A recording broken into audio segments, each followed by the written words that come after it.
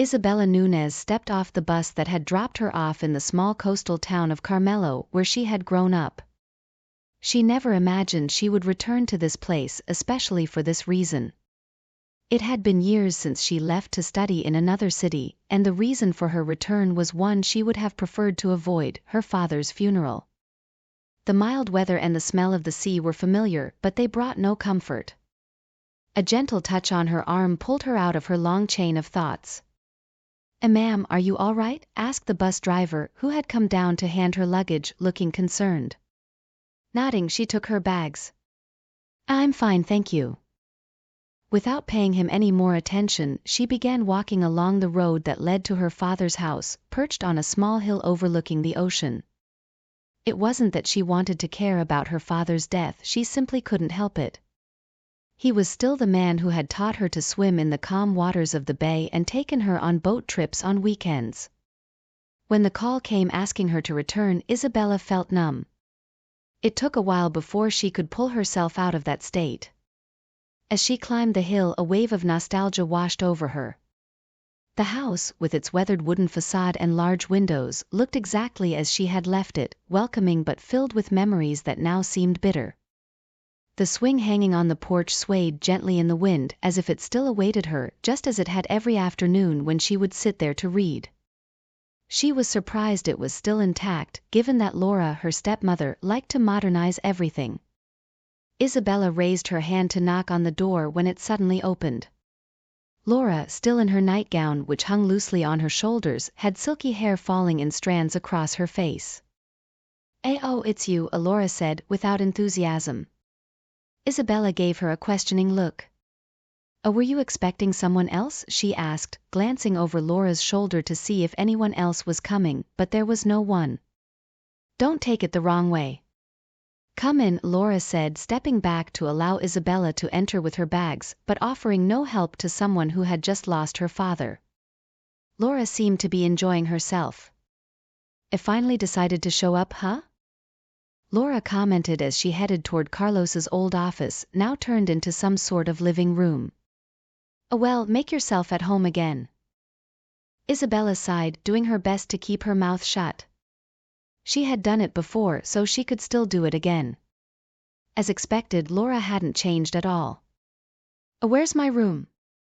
Isabella asked. Laura turned to her and shrugged. "I'm sure you still remember how to get there."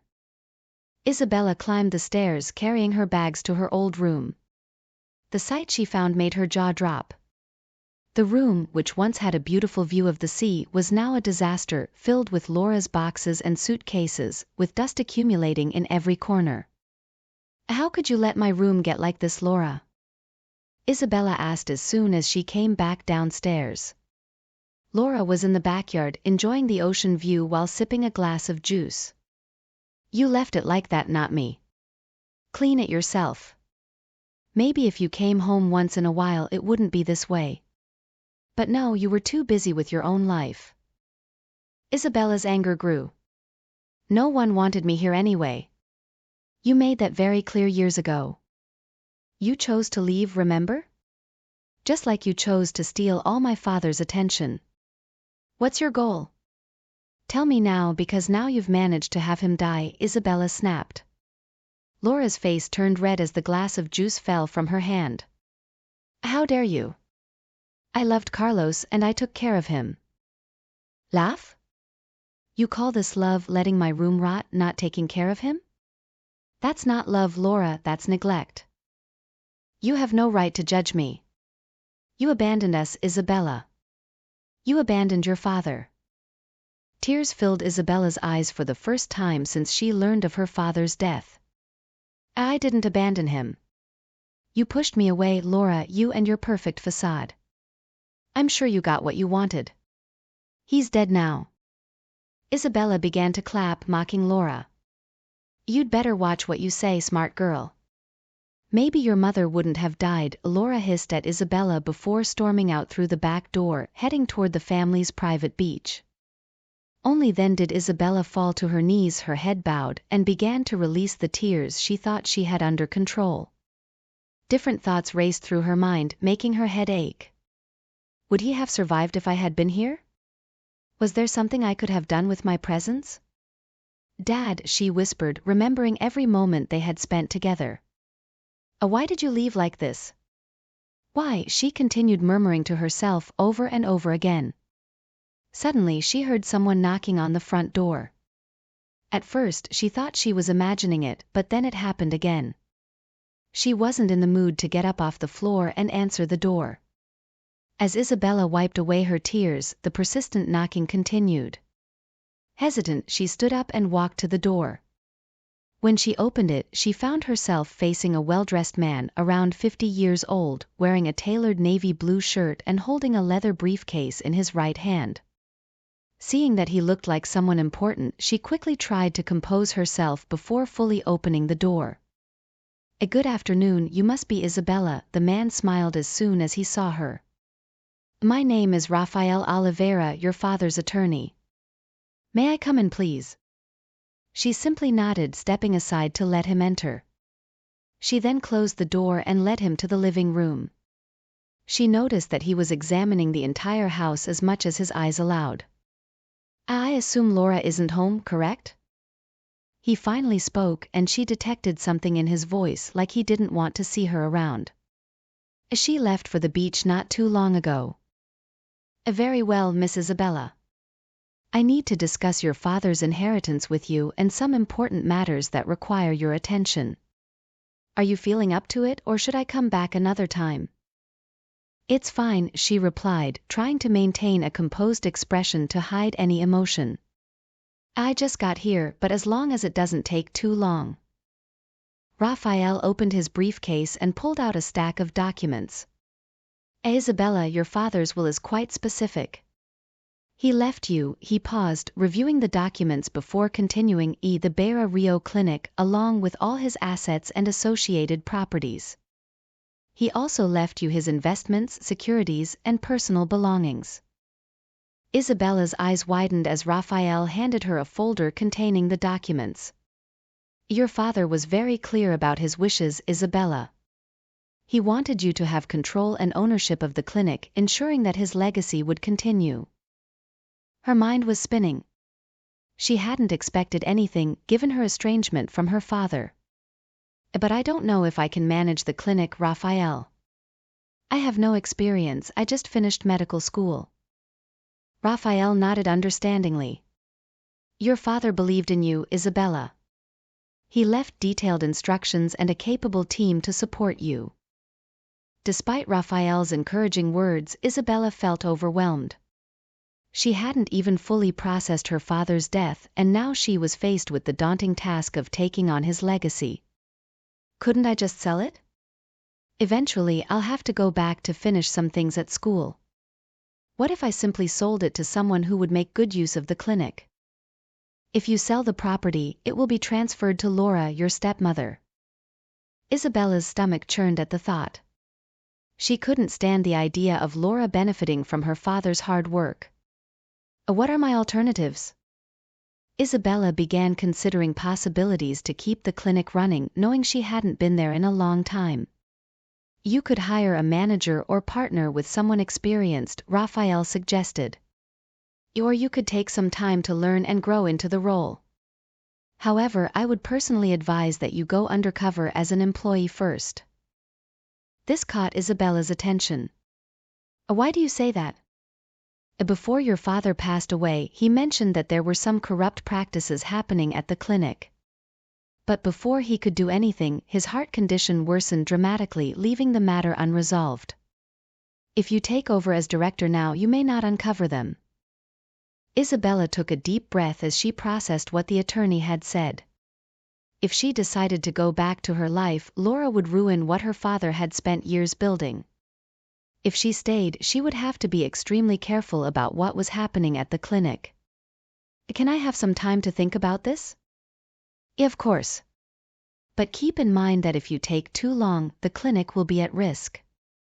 She nodded slowly, absorbing his words. But how would I get a job there? Leave that to me. It's super easy. I would like to know your decision as soon as possible. Here's my card. He handed her a card with details in purple. This is my business card. Just give me a call. He stood up ready to leave. Isabella also stood, escorting him to the door. Thank you, Mr. Oliveira. I'm grateful. It was nothing. Take care, and I'll be waiting for your call. And then he was out of the house. Isabella walked back to the porch, where she sat on the old wooden swing, still thinking about everything. Her phone vibrated in her pocket, prompting her to check it for the first time that day. It was a message from a college friend who had been present when Isabella received the news of her father's death. The friend was asking if she had made it home safely. Isabella replied quickly and turned off her phone. She just wanted all the rest she could get. Your father believed in you, Isabella. She didn't doubt that for a second. Every early week her father would send her a good morning message, encouraging her and asking about her well-being.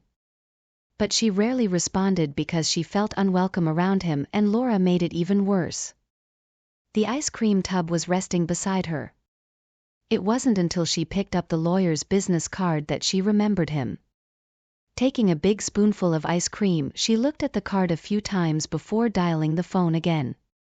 Her father's death made her realize how much he had loved her even until his death. There was only one way to ensure he was smiling down from heaven. She quickly typed a message and sent it to the lawyer. All she had to do now was prepare everything necessary for her new job, which meant she needed to organize everything in the room to keep it tidy. A good job, Laura, good job, she murmured, taking more spoonfuls of ice cream. Her eyes wandered to her father's portrait in the living room and she began to cry again. It wasn't until the following week that Isabella was called to start her job at the Beira Rio Clinic. Initially, she feared there was a problem with her name, but Rafael quickly reminded her that her father no longer used the name Carlos Nunez after her mother died. He had changed it. In the last week Isabella spent at her father's house, she crossed paths with Laura only twice. Laura usually spent most of her time in the city, returning only late at night, and always seemed to be in a festive mood, which made Isabella wonder what her father had seen in her. If her mother were alive, her father would never have looked at Laura. Her earliest memories of her mother were of her warm smile before cruel fate took her away when Isabella was just 3 years old. Her father was utterly devastated. She remembered seeing him cry while holding her mother's photo. Not long after that, he threw himself into creating something new, pouring his grief into it. The years passed and the Beira Rio Clinic flourished beyond his expectations. Isabella grew up watching him work tirelessly day and night, spending hours playing in the clinic's halls, dreaming of being like him. Then suddenly everything changed. Her father met Laura, who was a patient at the clinic. She remembered how her father spent time with Laura instead of with her. Laura, who was incredibly dazzling, left her father enchanted every time they were together. A 13-year-old Isabella was completely sidelined. She watched as Laura constantly manipulated her father's love, combined with her terrible comments when it came to Isabella. Her father, caught in the middle, struggled to balance his love between the two. Despite Laura's influence, he still valued Isabella and encouraged her to follow in his footsteps. She was eager to please her father, so she did everything necessary until her father finally revealed that he would marry Laura. She was deeply hurt and angry, although she had already expected it. Her father loved her but became distant, and there was nothing she could do. She loved him deeply and missed him more than anything.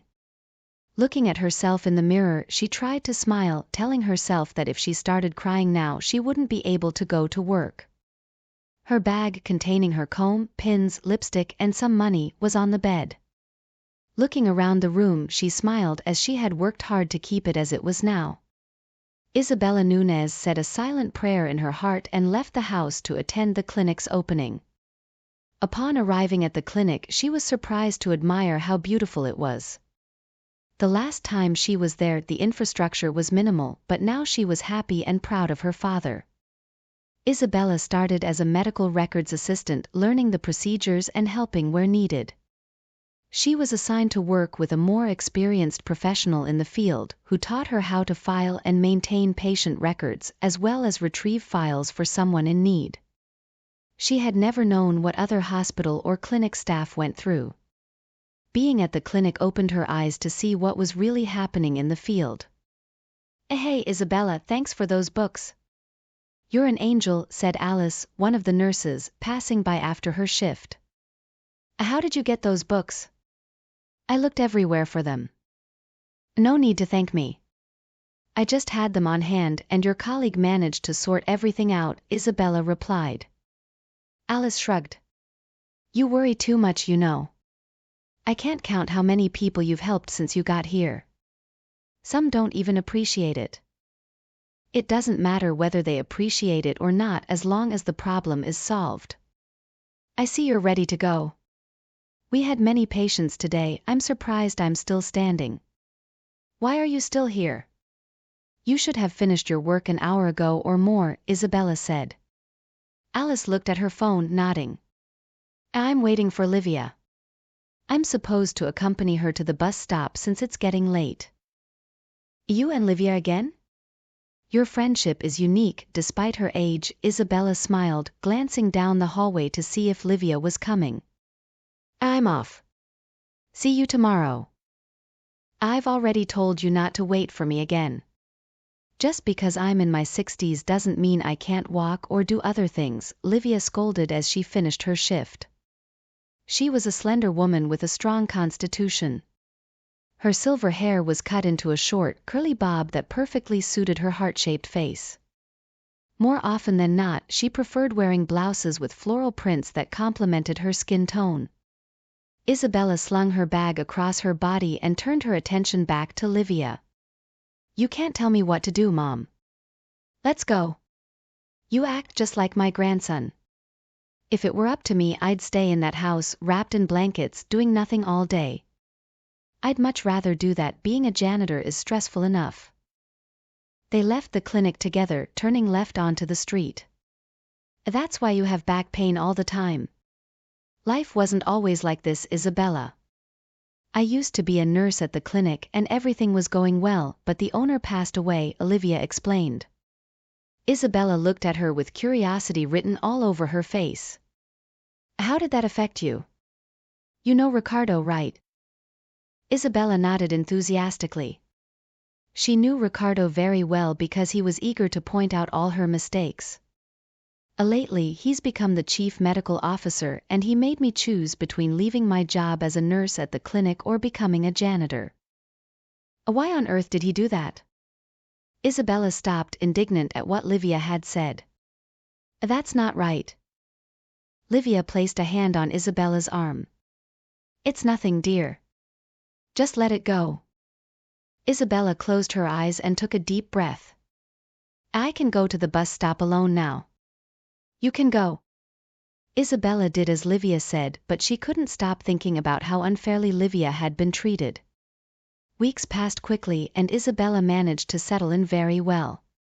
She hadn't seen Laura in weeks and wasn't about to worry about someone who still belittled her. Her days started early as she was needed at the clinic to organize things. She began by reviewing patient records and preparing for the morning appointments. As she sipped her iced coffee, she started scheduling some appointments for Dr. Rodrigo Ferreira, the chief physician. He had been having Isabella take on some of his assistant's tasks for a while, but she didn't complain. Throughout the morning, she helped the nurses and some doctors by fetching records and preparing examination rooms. It wasn't until her stomach growled that she remembered she hadn't eaten anything solid. So she headed to the cafeteria where other staff members were gathered. While balancing her tray and searching for a quiet spot in the cafeteria, she spotted Livia not too far away. "Hey everyone, gather around, I have an important announcement," Rodrigo announced, catching everyone's attention in the cafeteria. Isabella's eyes met Livia's, who motioned for her to come closer. Rodrigo cleared his throat, scanning the room with a look of superiority. "As you all know, the reputation of our clinic depends on trust and integrity. Unfortunately, I've uncovered a betrayal of that trust. It has come to my attention that medical supplies have gone missing." A series of gasps echoed through the cafeteria, accompanied by murmurs from others. I too was shocked because we don't do this here. Everyone knows we stand for honesty. This led me to investigate further, and it seems Isabella's excessive kindness was just a cover to deceive us. She has been stealing from us the whole time. Another round of gasps echoed through the room as Isabella felt the stares burning into her. Her face flushed with anger, but she remained frozen, unable to utter a word. I know some of you are shocked, but I'm not.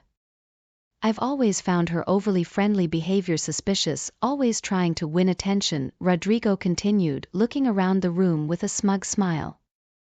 I wanted to fire her, but I think this is a better way. Isabella remained still holding her tray as Rodrigo's words hung in the air. The cafeteria fell silent and all eyes were on her. Rodrigo's gaze stayed fixed on her, waiting for a reaction, but Isabella's expression remained neutral. She simply shook her head, said nothing, and turned to leave, still holding the tray. The room erupted in whispers and murmurs, but Isabella didn't care. She pushed through the doors, leaving the cafeteria and the judgmental stares behind. Her steps were measured as she walked back to her station, still in silence. Isabella, wait. Livia called after her, but Isabella didn't slow down or look back. She disappeared down the hospital corridors, leaving everything behind. The silence made everyone believe she had indeed stolen the medical supplies, but she didn't care. From that day on, she received malicious comments and disdainful looks from some nurses. Some of them even refused to let Isabella hand them the necessary records, claiming they didn't want patient information stolen. Livia and other nurses made it clear that they stood by Isabella and wouldn't allow the chief physician to ruin her reputation. They didn't understand why Isabella allowed people to believe she had stolen the medical supplies. A few weeks after her arrival, Isabella noticed that some funds had been withdrawn from the clinic's account and had not been used for anything. It wasn't as if she had planned to check, but the documents had landed on her desk because Rodrigo, the chief physician, wanted her to assist him again. She called Rafael and told him about her findings. He in turn told her to keep a low profile so that no one would discover who she really was. That wasn't a problem for Isabella. Now that she had been accused, Rodrigo brought a large amount of work to her desk, wanting her to complain, but as always, she gave him a sweet smile. He didn't know he was helping her. Her ears were always tuned in to any gossip or information the nurses shared among themselves. It was from this that she confirmed that some nurses were receiving extra pay because the chief physician favored them, while others received a pittance. Knowing the iron was hot, she had to wait until the right moment before doing anything. An opportunity would certainly arise soon. All she had to do was wait, but it wasn't easy to remain idle when she could simply act and reveal that she was Carlos' daughter. It just wasn't the right time to do so yet. Dad, I wish you were still here. Maybe all this would be resolved cleanly. I miss you, she murmured to her father, wherever he was. It would be easier to simply do this. On Friday night after work, Isabella walked alongside Livia, who had previously complained that she could walk to the bus stop alone. Isabella immediately told her she would decide whether she liked that or not. My grandson is going to spend the weekend with me. Finally, he's taking a break from that stressful finance job to spend some quality time with his old grandma. Livia smiled as if she had just secured the best seats in the cinema. He's a good boy, always making me proud. Isabella smiled, familiar with Livia's affection for her grandson. How is he doing? Still working hard? Yes, he's fine, but I worry about him. He's so focused on his career that he never has time for himself, not even for a social life. Isabella laughed at hearing about his lack of social life. You mean he still hasn't settled down? No, and that worries me. He's 27, Isabella. When is he going to find a good girl and give me great-grandchildren? Give him time, Livia. He'll find someone special. Livia shook her head. I hope so. Anyway, I want to make his favorite cake and some sweets. He still loves sweets like his grandfather. I'd love to help you bake, Livia. It would be fun. It's been a long time since I did something like that. And bother you again? No, you should rest over the weekend. I can manage just fine on my own. Isabella sighed, clutching her purse more tightly. Can you let me do something for you just once? Every time you want me to rest and do nothing. Why don't you play outdoor games tomorrow? Isabella gave her a look as the elderly woman smiled, pointing to the bus stop. The conversation ended as Livia waited for the bus. The next day, Isabella stood in front of a beautiful bungalow with a cheerful yellow facade, complemented by well-tended flower beds and a green, manicured lawn. A winding stone path led to the front door, which was adorned with a welcoming wreath. She admired the house before approaching to knock. Her knock was answered by a surprised Livia, who opened the door wearing an apron dusted with flour around her waist. That's exactly the expression I expected from you. Forget about it, how did you find my house? I'm sure I never described where I live, Livia exclaimed. Isabella smiled involuntarily. I asked Nurse Anna, and she generously gave me your address. She also mentioned something about you being so famous that I could easily find you. Livia's expression turned sheepish. Oh well, I suppose I can't send you away. Come in, dear. As Isabella entered, her nose was quickly met with the tempting aroma of baked goods and fresh coffee, reminding her of her father. Her eyes began to tear up almost immediately. Oh, what's wrong? Are you all right? Livia asked as she embraced Isabella. As Isabella opened her mouth to speak, she noticed a photo on the wall and had to blink to make sure she wasn't hallucinating. How do you have this photo? That was you years ago. Livia looked to where Isabella's gaze was fixed and nodded, not understanding the connection to her tears. I have an identical photo. My father told me it was a picture of my nanny and that we were very close, Isabella explained. Wait, who is your father? Livia asked, her eyes widening in shock. Carlos Soares, Isabella replied. Livia took a step back in surprise, her eyes widening as she looked again at the young woman before her, reflecting on what she had just said. Then everything made sense. Isabella, Carlos Soares was the man who gave me a job as a nurse when I needed it. How didn't I recognize you after taking care of you for so long?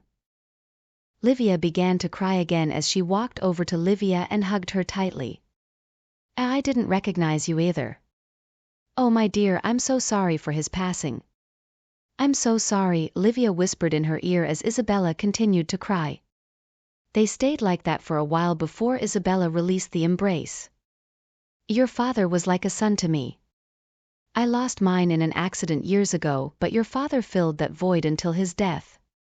I'm so sorry, Isabella. Can I have some coffee? Isabella asked. Of course, let's go to the kitchen, Olivia said, leading Isabella to the kitchen, where she saw a counter covered in flour and mixing bowls, revealing that Livia had started making a cake. Don't mind the mess.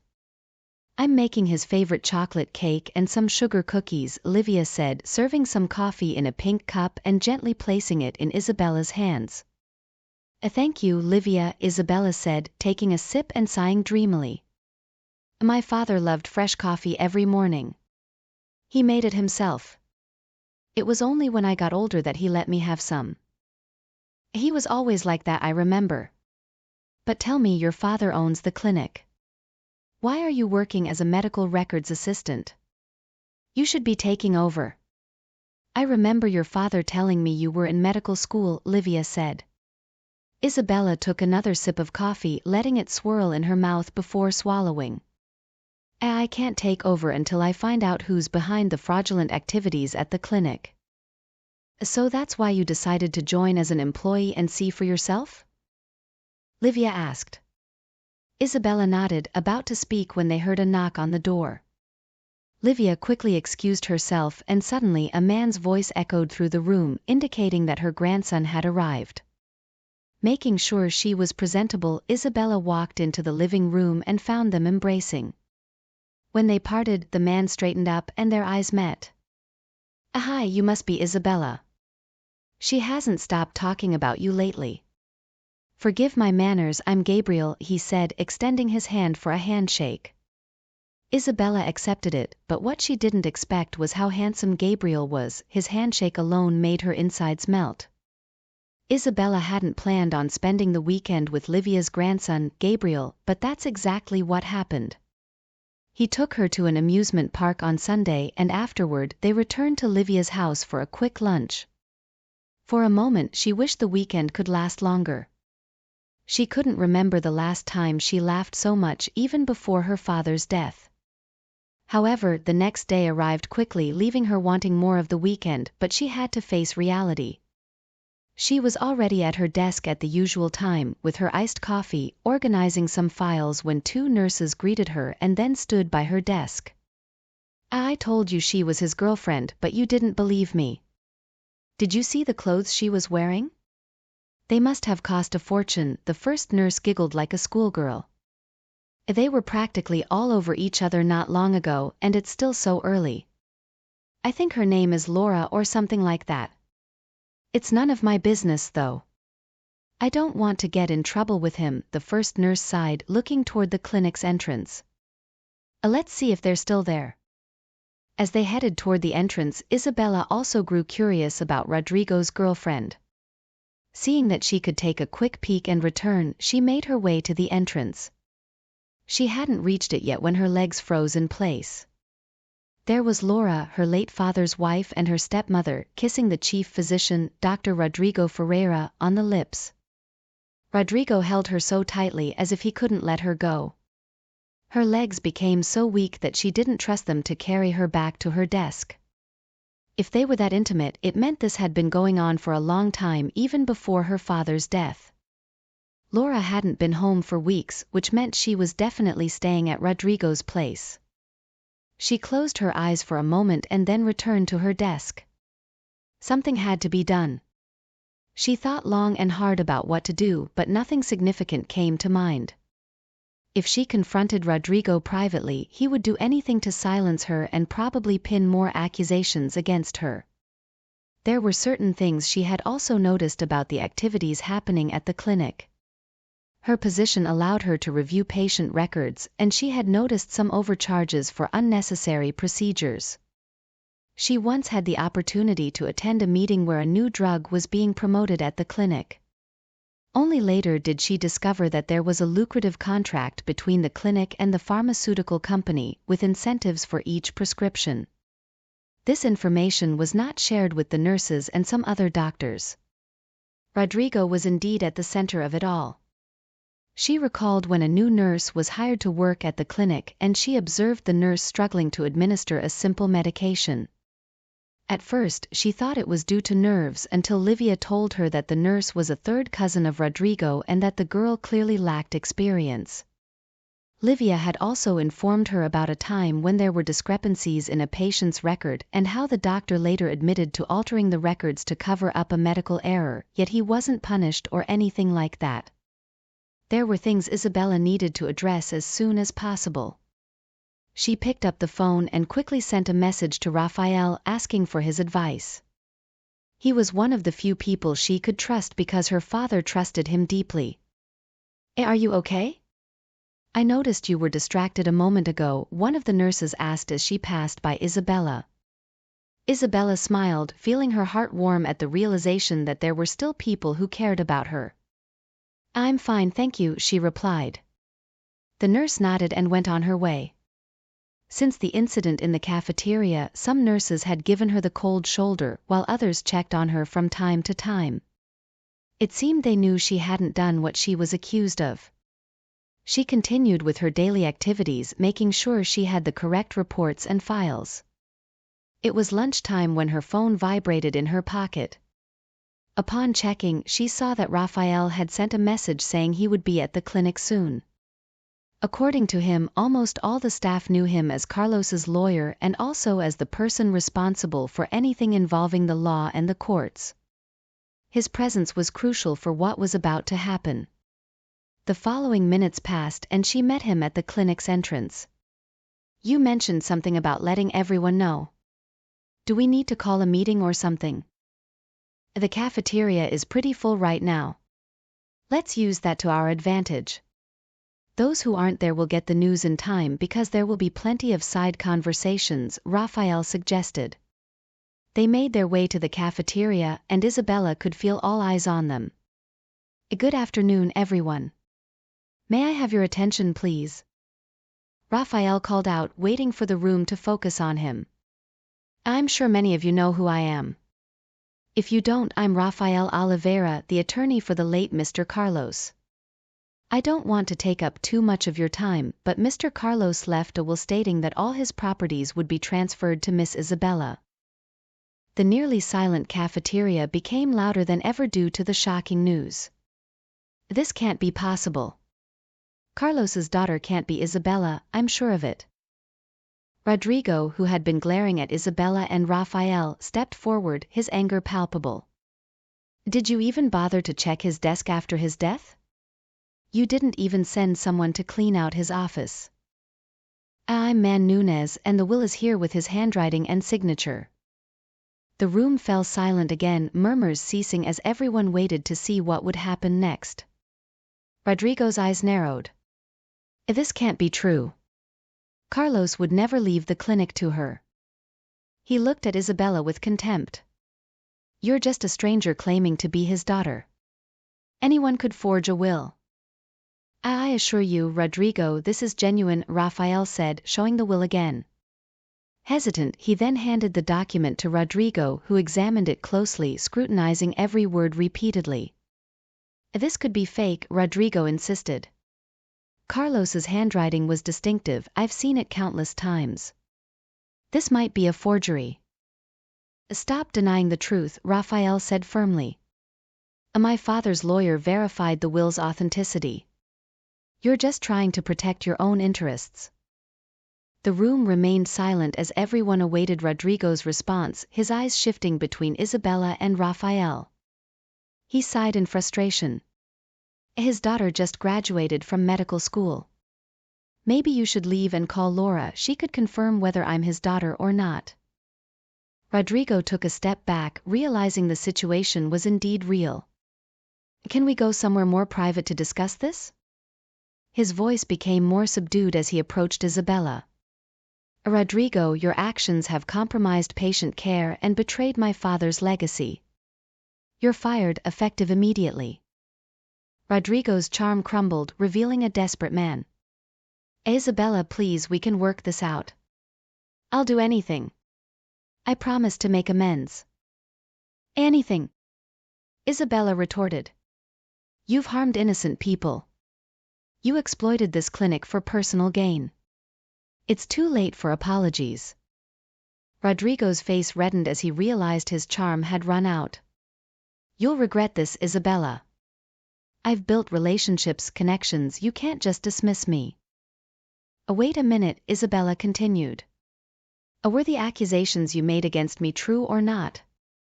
Should I continue talking about how the clinic funded your vacations with your wife, which wasn't even accounted for? You took advantage of what my father built and even had the audacity to take possession of his wife. Watch as I deal with this. As security approached, Rodrigo looked around and advanced toward Isabella, but the guards quickly intervened, pushing him away. You'll pay for this, Isabella, he yelled. Isabella remained unshaken. I'm not afraid of you, Rodrigo. You've underestimated me for the last time. Everyone watched as Rodrigo was escorted out of the cafeteria, incredulous at what had just transpired. I understand the shock and confusion regarding my true identity. I'd like to explain why I disguised myself as a new employee. Perhaps this isn't the time or place for this, as we all need to get back to work as soon as possible. However, I'll give a brief summary. She took a deep breath before continuing.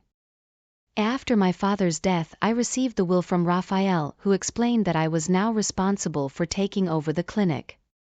Believe me, I wasn't interested at first because I hadn't fully processed my father's death. But when I learned about the irregularities in the clinic's affairs, I realized I needed to act. By assuming a new identity, I was able to observe and gather evidence without alerting those responsible.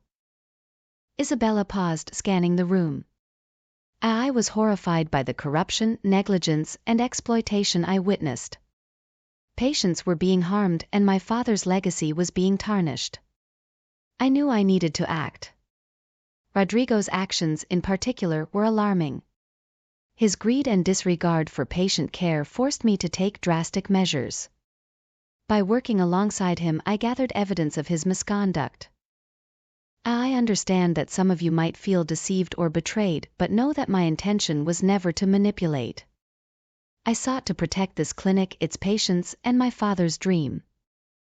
When Isabella finished speaking, the room erupted in thunderous applause. The staff rose from their seats, whistling and clapping.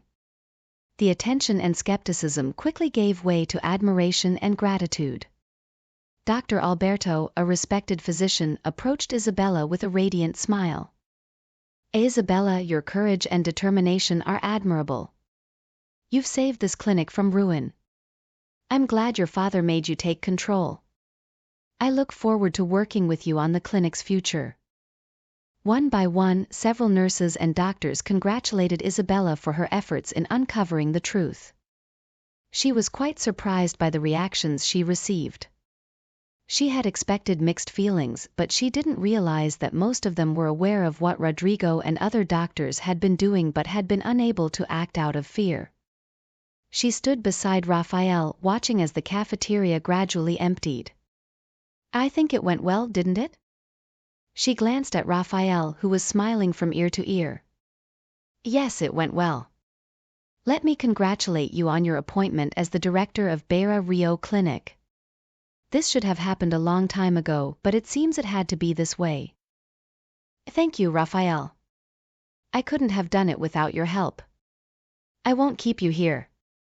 I'm sure you have other things to do, she said, gesturing toward the door. I'll be in touch about a few other matters that need to be resolved. Congratulations again, Isabella. You deserve this, Raphael said, smiling as he headed to the taxi waiting for him. Isabella was already on her way back to the clinic when she heard someone call her name. Turning around, she saw Laura. Laura was wearing a black leather dress with a V-neck, a Hermes bag on her shoulder, and a pair of shoes that caught Isabella's attention. Her eyes widened with alarm as her voice trembled slightly. Isabella, what are you doing here? I could ask you the same thing, Laura. What are you doing here?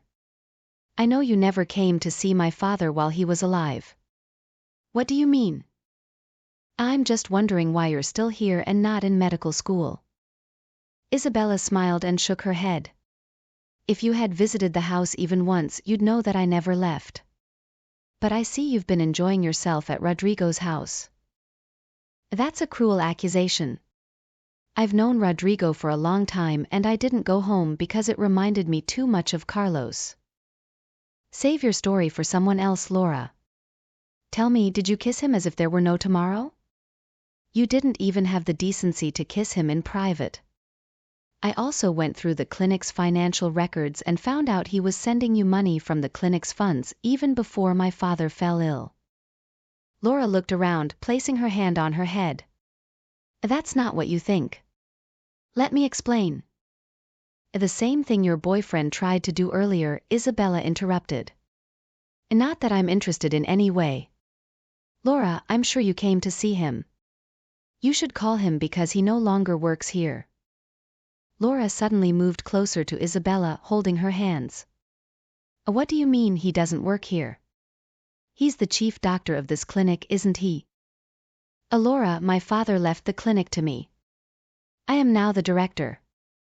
Please inform him to come and collect his belongings by the end of the week. If he doesn't, everything will be thrown away. She turned toward the clinic, leaving Laura so stunned that she couldn't utter a word. A week had passed since the tumultuous events at the clinic.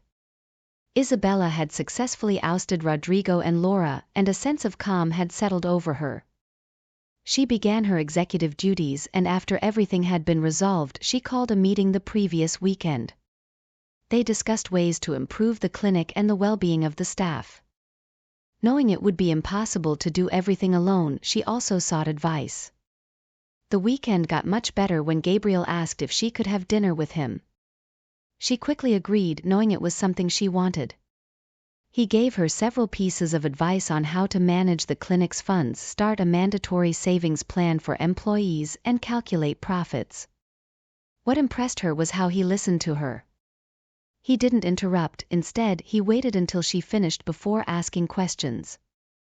As the new week began, she was concerned about one thing. When she told Laura that she was now the director, she didn't really mean it. There were many things that needed to be put in order, things she felt she couldn't handle alone. "Can I talk to you for a moment?" Isabella asked, standing at the door of the room where Livia was attending to a patient. Livia looked up, nodding. "Of course. I've been thinking about the new direction of the clinic and would like to offer you the position of director." Livia's hands froze mid-air as she blinked, as if not believing her ears. "Me, director? I don't know anything about being a director. After all, it's not my name on the will, it's yours, dear." Isabella's expression remained serious. "I'm completely serious, Livia. You're an exceptional doctor and the staff respects you." Livia shook her head, still laughing. "I'm flattered, but I'm not suited for such an important role. I'm happy being a caretaker. I remember my father trusted you to be a nurse. Now I'm trusting you to do better. I believe you can do better than you did back then." Livia stopped what she was doing, giving Isabella her full attention. "It's been a long time since then, dear. I'm serious when I say I'm not suited for this." Isabella saw the point Livia was making. Times had changed and Livia might not have been able to take on the role as she could have before. "I'm always here if you need help with anything. I'll do my best in every possible way. And about Gabriel, we discussed how to manage the clinic's finances, but I'm not so good in that area. I'll need his help." Livia smiled. "You two are like peas in a pod. I'm so proud of what you have. Gabriel mentioned some ways to help, so I suggest you work with him on that. This way, there won't be a work overload." Isabella did a little victory dance before entering the room and hugging Livia. "I'll see what can be done. Don't miss me too much," she said, leaving the room with her phone in hand, sending a message to Gabriel about the updates. They made a great team. 6 months later, Isabella stood before the mirror, watching her wedding dress shimmer in the soft light of the room. She looked at her reflection, reflecting on how the past months had flown by. The clinic had gained worldwide recognition due to several surgeries performed by exceptional surgeons. Livia had decided to stop working as a caretaker and finally rest. Gabriel's unwavering support and her own personal journey had all contributed to this moment. There were times when it seemed she was drifting away from everyone because of stress, but Gabriel, her ever-patient partner, always gently called her back. At one point, Rodrigo had truly followed through on his threats, going to other clinics and attempting to damage Beira Rio Clinic's relationships with them. However, he was deeply disappointed. Isabella had considered taking legal action against him and Laura after the incident just to find closure, but it turned out to be unnecessary. Her father would not have wanted that. Her eyes fell to the ring on her finger, a beautiful platinum band with a radiant diamond and 2 small sapphires. The sapphires reminded her of how her father used to play with glitter, not caring about the flecks that fell on her body. Since her father's death, she had frequently recalled childhood memories. It pained her to know that he had wasted his time and effort on Laura, who never deserved any of it. As she looked at the ring, a lump formed in her throat. She remembered the struggles, the tears, and the triumphs she had faced during this brief period. Though he wasn't physically present, it felt as if he guided her every step of the way. Isabella's vision blurred as she fought against the tears. She recalled the day she confronted Rodrigo and Laura, the moment she claimed her rightful place at the clinic. It hadn't seemed possible that she would survive all those moments, but she did, and she survived better than anyone could have imagined. With a deep sigh, Isabella looked up. Dad, your little girl is doing well. I wish you were here to walk me down the aisle as a proud father. She took one last look at the ring, the sapphires shining like her father's eyes. I'll continue to make you proud, Dad, I promise. Taking a final glance at herself in the mirror, she picked up her bouquet and left the room. Less than an hour later, she shared a kiss with the love of her life. Until we're old and our hair turns gray, we'll be together, Gabriel said as he kissed her again, holding her in his arms. She had found the one person who knew her just as she wanted to be known, someone who listened even when she didn't speak, someone who would move mountains if she asked. Until we're old, she whispered to herself, holding him tightly. Months ago, if someone had told her she would feel such peace, she wouldn't have believed it for a moment. Life had been good to her. And if you liked this video, subscribe to the channel, like, comment and share this story.